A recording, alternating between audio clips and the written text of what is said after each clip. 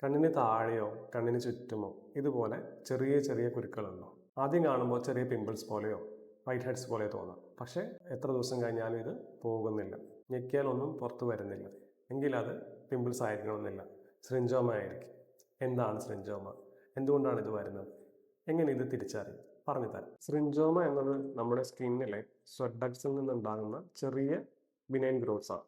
ഇത് ക്യാൻസർ അല്ല, ഇൻഫെക്ഷൻ അല്ല, മറ്റൊരാളിലേക്ക് പകരുന്നതുമല്ല. സാധാരണയായി കണ്ണിന് താഴെയും ഐലൈഡ്സിന് ചുറ്റും ആണ് കൂടുതലായി കാണുന്നത്. സ്കിൻ കളർ വൈറ്റിഷ് അല്ലെങ്കിൽ അല്പം യെല്ലോയിഷ് ആയ ചെറിയ ബംസ് പല കൂട്ടമായി കാണാം. പിമ്പിളിൽ കാണുന്ന പോലെ റെഡ്നസ്, പസ്, പെയിൻ എന്നിവ സാധാരണ സ്രിഞ്ചോമയിൽ ഉണ്ടാകില്ല.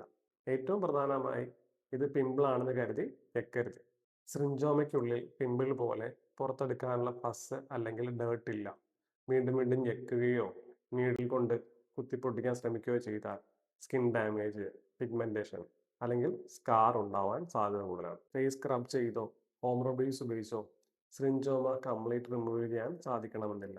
സ്രിഞ്ചോമ ഹാംലെസ് ആയതുകൊണ്ട് തന്നെ എല്ലാവർക്കും ട്രീറ്റ്മെന്റ് നിർബന്ധമല്ല. പക്ഷെ അപ്പിയറൻസ് കാരണം ബുദ്ധിമുട്ടുണ്ടെങ്കിൽ ആദ്യം അത് സ്രിഞ്ചോമ തന്നെയാണോ അതോ മിലിയ പോലെ മറ്റുള്ളൊരു കണ്ടീഷനാണോ എന്ന് തിരിച്ചറിയണം. അതിനുശേഷം അനുയോജ്യമായ ട്രീറ്റ്മെന്റ് ഓപ്ഷൻസ് തീരുമാനിക്കും. പ്രത്യേകിച്ച് കണ്ണിന് ചുറ്റുമുള്ള ഡെലിക്കേറ്റ് സ്കിൻ ആയതിനാൽ സ്വന്തമായി ആസിഡ്സ്, സ്ട്രോങ് ക്രീംസ് അല്ലെങ്കിൽ DIY റിമൂവൽ മെത്തേഡ്സ് പരീക്ഷിക്കാതിരിക്കുന്നതാണ് നല്ലത്. നിങ്ങളുടെ കണ്ണിന് ചുറ്റും ഇതുപോലെ ചെറിയ ബംസ് ഉണ്ടോ? പിമ്പിൾ ആണെന്ന് കരുതിയാൽ ഞെക്കാൻ നോക്കിയിട്ടുണ്ട്, കമന്റ് ചെയ്യും.